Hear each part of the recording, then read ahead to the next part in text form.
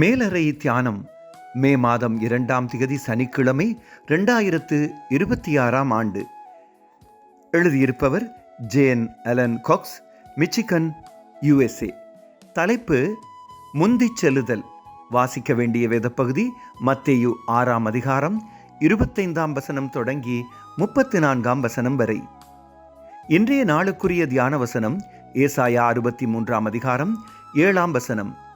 நாளைக்காக கவலைப்படாதிருங்கள், நாளைய தினம் தன்னுடையவைகளுக்காக கவலைப்படும், அந்தந்த நாளுக்கு அதினதின் பாடு போதும்.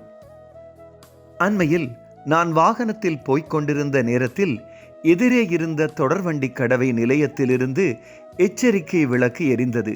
எனக்கு முன்னே போன வாகனங்கள் கதவு மூடப்படும் முன் வேகமாக போய் மறுபக்கம் சேர்ந்து விட்டன. ஆனால் நான் போகவில்லை. தொடர்வண்டியின் நீளம் குறைவாக இருந்ததால் 1 நிமிட தாமதத்திற்கு பின் நான் தொடர்வண்டி கடவையை கடந்து அடுத்த சிவப்பு விளக்கு மாறுவதற்காக நிறுத்தினேன். தொடர்வண்டி வருமுன் அவசரமாக கடந்து வந்த 2 வாகனங்களும் எனக்கு முன் நின்றன. சில நிமிடங்களை சேமிப்பதற்காக உயிரை பணயம் வைத்து ஏன் அவசரப்படுகிறார்கள் என்று தெரியவில்லை. சில சந்தர்ப்பங்களில் தொடர்வண்டி கடவைகளில் அதிக நேரம் காத்திருந்த அனுபவம் எனக்கு இருக்கிறது. அதற்காக உயிரை பணயம் வைக்க வேண்டுமா? நாளைக்காக கவலைப்படாதிருங்கள், நாளைய தினம் தனது கவலைகளுடன் வரும் என்று இயேசு சொல்லி இருக்கிறாரே. கவலைப்படுவதால் எமது வாழ்நாள் நீடிக்காது. பொறுமையினால் சில சமயம் நீடிக்கலாம். தொடர்வண்டி போன பின்னரும் நாம் செய்ய வேண்டிய காரியங்கள் அப்படியே இருக்கும்.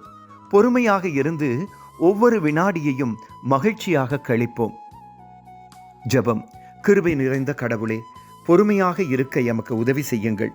அவசரமான நேரங்களில் ஆவியானவரை நோக்கி பார்த்து உங்கள் சமாதானத்தை பெற்றுக்கொள்ள வழிநடத்துங்கள். இயேசுவின் நாமத்தில் கேட்கிறோம், ஆமேன். இன்றைய நாளுக்குரிய சிந்தனை: கடவுள் தருகின்ற ஒவ்வொரு நாளையும் மகிழ்ச்சியுள்ள நாளாக மாற்ற முயற்சிக்கின்றேன். கர்த்தருடைய அன்பும் இரக்கமும் அவரது பிரசன்னமும் இந்த நாளில் உங்கள் அனைவரோடும் கூட இருப்பதாக.